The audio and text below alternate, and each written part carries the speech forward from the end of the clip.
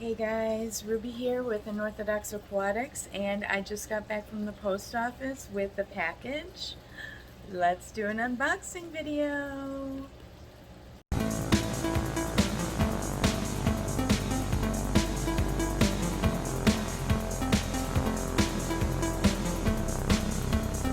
Okay, so I've got a package here. Let's see what we got.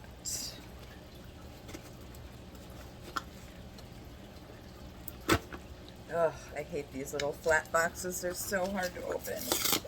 Whatever. Screw it, I'll just rip it.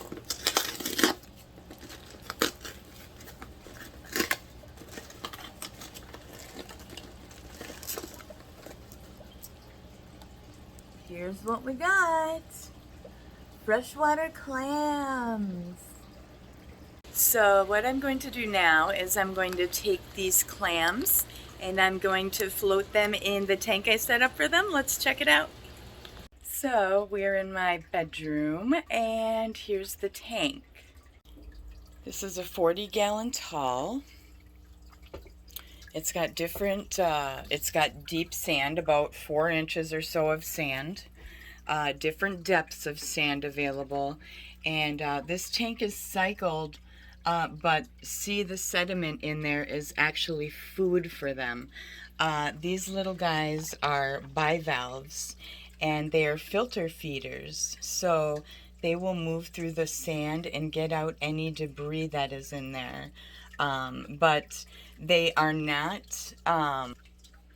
they do contribute to bioload, even though they are filter feeders.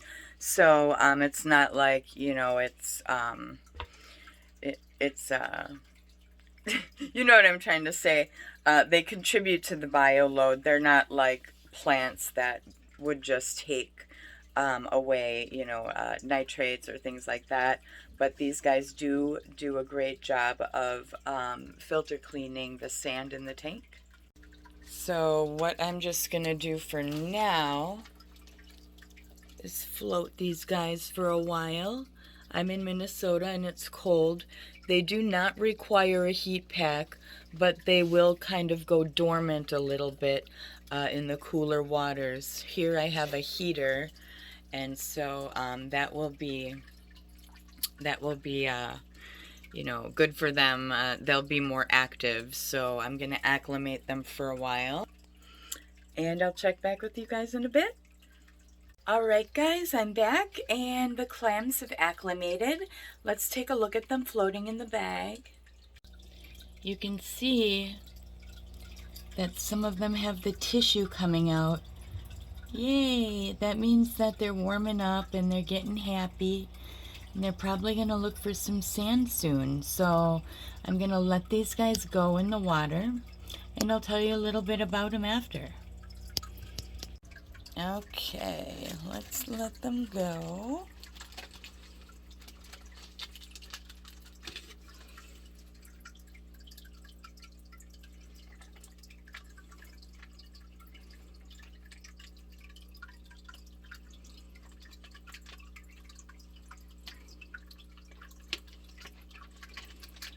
Get out of there, guys. All right, good. Get this bag out of there.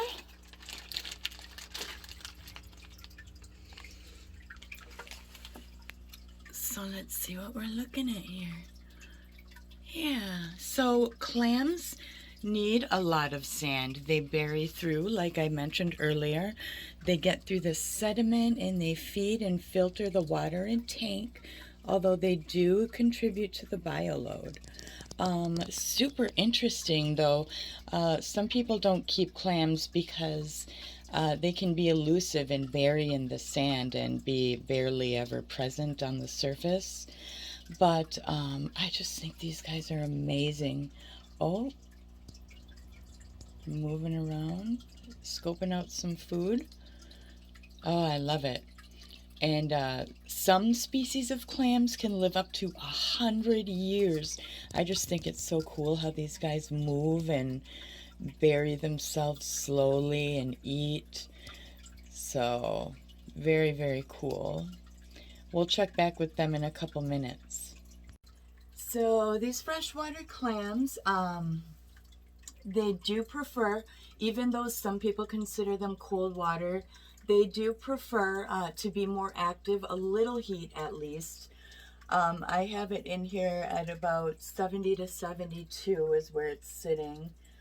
And it's chilly in my room, so I did add that heater. And they're just being active and digging. Look. Oh my gosh. Look at them dig. That is so cool. I'll probably never see them again. In a lot of cases, clams will bury themselves in the substrate, and if there's not enough food present, they will die. And then throw off the water conditions because, you know, you can't really find them super easily, and they will decay in the water and affect the parameters. Oh, that is so cool. So I got these clams because I wanted to see if I could do just sort of like a sandy bottom, sort of lake type ecosystem. These guys like a little bit higher of a pH, around 7-ish or so. And they do need to have enough food. The tank can't be pristinely clean with zero sediment. It will definitely make for lack of food for the clams. Also, if you don't have a suitable tank size, they can run out of food as well. A lot of people will find clams, like a freshwater clam in a lake or a pond somewhere, and they'll just throw it in their tank, and it'll die because clams, you know, even though they are just clams to some people, they have requirements and needs too. And that's why, you know, it's not the prettiest tank, but it is suitable for clams when it comes to the water parameters, the heat, the filtration of the water, and then the amount of sediment in the water there as well as the dips and valleys in the sand that the clams can move through to help filter the water while they eat. A little nutrition side note is that clams need calcium for their shells. You can put in liquid calcium drops. You can shave off some cuttlebone. You can use powdered calcium carbonate. Get some of that stuff in the sand, and they will appreciate that very much.